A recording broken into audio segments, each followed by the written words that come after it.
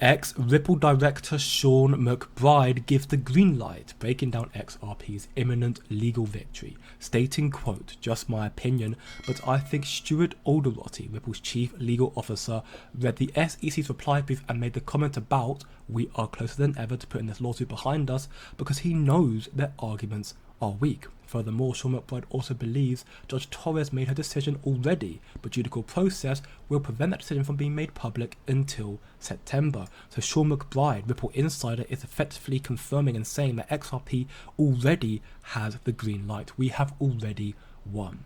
And the SEC's defeat, their demise, is becoming more and more apparent, more imminent. We have this video from Congress.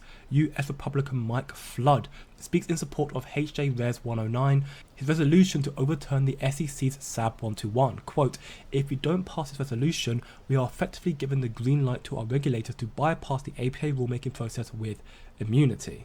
So effectively, we need to overthrow the corrupt Gary Gensler. Pay close attention. I'd like to start by thanking Congressman Nickel and Senator Loomis for working with me on this resolution and for the chairman's leadership in getting this to the floor. This is something of a complicated issue, as you've heard today, so I'll break it down in a few different components. First, let me begin by briefly explaining what a staff accounting bulletin is. Staff accounting bulletins are technical accounting guidance for public entities. They're typically non-controversial in nature, and importantly for this debate, they are not rules. Guidance is not supposed to dictate a major change in policy.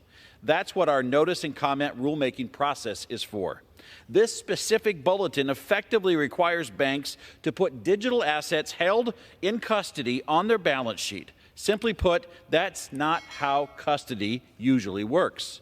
As Federal Reserve Chairman once said, "Custody assets are off balance sheet, always have been." That's a quote.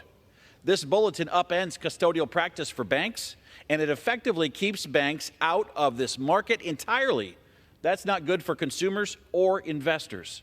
Next, let's talk about the process, as the chairman has already mentioned. There were two major process fouls by the SEC issuing SAB 121.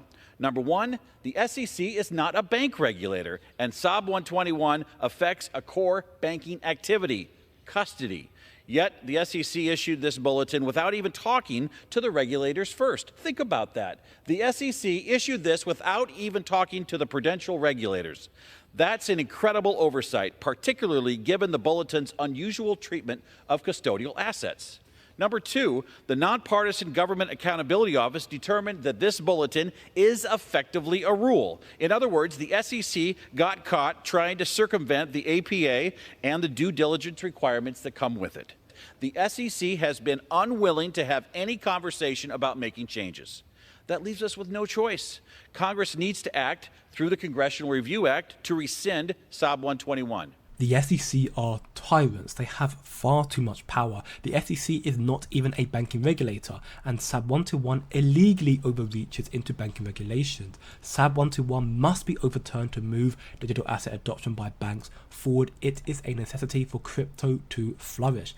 And in some very bullish and rather shocking news, in a shocking turn of events here, this is a historical moment. Looking back, once this passes the Senate, it will become the spark in the flame to ignite change for digital assets moving forward in the United States. With breaking news, 21 Democrats in the House side with Republicans and vote to repel the SEC SAB 121, which bars financial firms from taking custody of Bitcoin.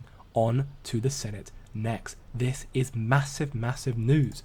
This is the beginning of regulatory clarity. Congress having the power of the purse. It only makes sense they follow the Honorable Torres having stated XRP is not a security, followed by Ripple CEO Brad Garlinghouse stating Ethereum is not a security. If not a security, it must be a currency. As US Congressman Patrick McHenry also gives a speech supporting overturning the SEC's rule that prevents regulated financial firms from custodying Bitcoin and crypto. He argues that banks should also be custodying spot Bitcoin ETFs. The SEC days are numbered.